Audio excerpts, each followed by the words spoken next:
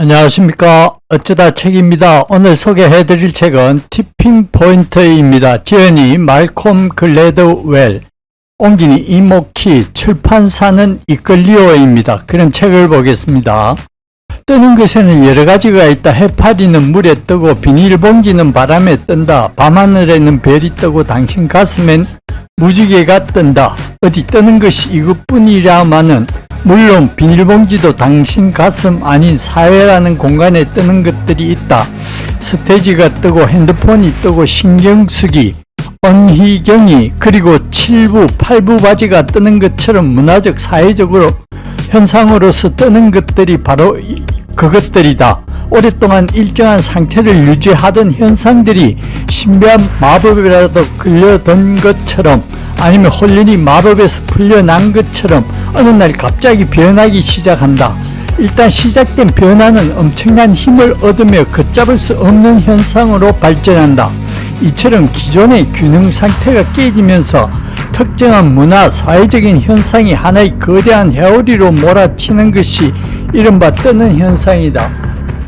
공중에 떠오르는 비닐봉지와 사람들 사이에서 떠오르는 핸드폰이 모두 뜨는 것인데 아주 그럴듯한 이유가 있다. 두 현상 모두 관성이라는 평행 상태를 깨는 힘의 작용이 있어야 가능하다는 점이다. 비닐봉지는 길바닥을 좋아한다. 아무 문제가 없는 한 비닐봉지는 눌러붙은 끈과 함께 길바닥에 뺨을 대고 그대로 있었으면 한다. 이런 비닐봉지를 건드려 마침내 공중으로 떠오르게 하는 것은 바람의 힘이다. 핸드폰도 마찬가지다. 전화선의 한계를 극복한 형태의 통화, 즉 무선 통화는 긴급한 상황에 신속하게 대처해야 할 필요가 있던 집단, 예컨대 경찰이나 군대와 같은 집단에게나 필요하던 것이었다. 핸드폰의 할아비는 한동안 경찰이나 무전병의 손에 들려 있는 것으로 만족하고 있었다. 이런 핸드폰이 복덕방 아저씨의 손을 거쳐 마침내 아이스크림을 핥는 4살박이의 손에까지 이르게 한 무엇이 있다. 평형을 깨트리는 힘의 작용이 분명해지는 지점, 즉 평범한 적이 앞성 대기 불안정 상태가 무시무시한 캔사스 평원의 회오리 바람으로 변하는 폭발의 지점을 저자인 말콤 글래드웰은 티핑 포인트라 부른다.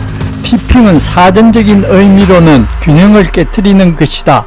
하지만 이 책이 주목하고 있는 티핑은 단순하게 균형이 무너지는 것뿐만 아니라 균형이 무너지고 이어서 균형을 유지하던 두 세력 중 한 세력이 절대적인 우위를 차지하게 되는 것까지를 의미한다.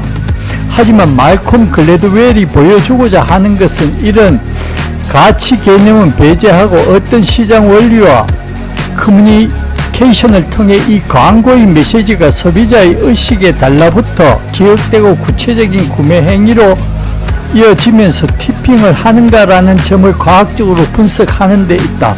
이때 과학적이라는 의미는 자본주의 시장의 상품화야말로 인간 소유의 근원이기 때문에 그런 상품화로 인한 물화를 타파해야 한다는 정치적 입장을 취하지 않는다는 정도에서 사용된 것이다. 말콤이 이 책에서 강조하고 싶었던 것은 긍정적인 의미에서 이 뜨는 것의 현상학을 사회과학적인 관점으로 분석해 보임으로써 조그마한 힘이 어떻게 그런 폭발력을 갖는가를 이해하고 그럼으로써 누구에게나 기회로 다가올 수 있는 티핑이 시작되는 포인트를 포착해 보라는 것이다. 그에 의하면 변화는 체계를 바꾸는 혁명과 같이 거창한 것에부터가 아니라 노상방뇨, 지하철 무임승차, 길거리 쓰레기 투척 등을 방지하고 깨진 창문을 고친다든지 길게 자란 잔디를 깔끔하게 단장한다든지 하는 지극히 사소하고 자그마한 것으로부터 이루어질 수 있다. 이런 점에서 이 책의 미덕은 온 나라를 움직일 수 있는 거창하고 총체적인 노력이 아니라 미시적인 변화의 노력이 전체의 변화를 가져오는 폭발적인 힘으로 점화되는 과정을 세부적으로 꼼꼼하게 짚어보면서 설득력 있게 제시한 점이다.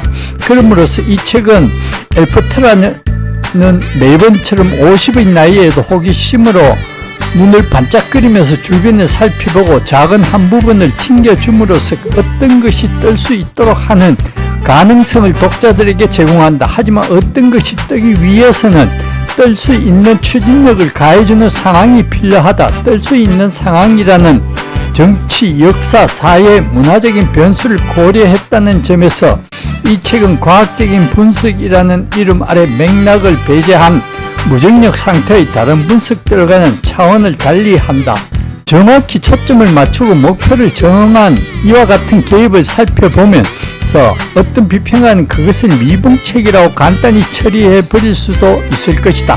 하지만 미봉책이 불명예스러운 의의가 되어 있어서는 안 된다. 미봉책은 값싸고 편리하면 놀랄 만큼 많은 문제들에 대한 다용도 해결책이 된다. 미봉책의 내력을 살펴보면 이런 전략은 수백만의 사람들에게 일자리를 계속 유지시켜주고, 그렇지 않았더라면 그만두고 말았을 테니스, 요리, 산책 등을 꾸준히 할 수 있도록 만들어준다. 미봉책은 사실상 최상의 해결책이다. 왜냐하면 최소한의 노력과 시간과 비용으로 문제를 해결하기 때문이다. 물론 이런 종류의 해결책을 사람들은 거의 본능적으로 경멸한다. 왜냐하면 우리 모두에게는 문제에 대한 진정한 해결은 포괄적이어야 하고 완강하고 무차별적으로 모든 노력을 적용할 수 있는 미력이 있어야 하며 느리지만 꾸준한 것이 경주에서 이겨야 한다고 생각하기 때문이다.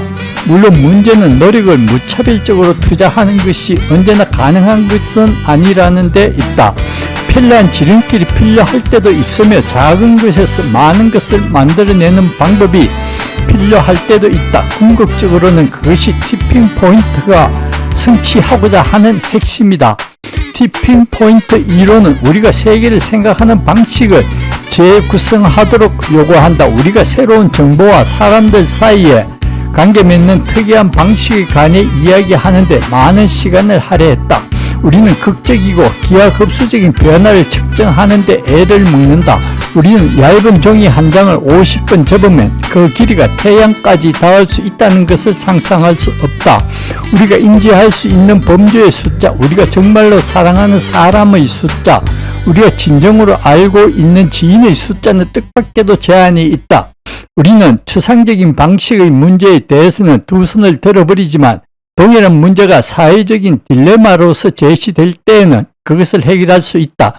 이 모든 것들은 인간 정신과 마음의 특성의 표현이다. 우리가 본래의 기능을 다하고 정보를 접하고 의사소통하는 방법이 직접적이고 투명하다는 개념을 반박하는 것이다. 우리가 정보에 접하는 방식은 투명하지도 직접적이지도 않다. 그 방식은 혼란스럽고 불투명하다.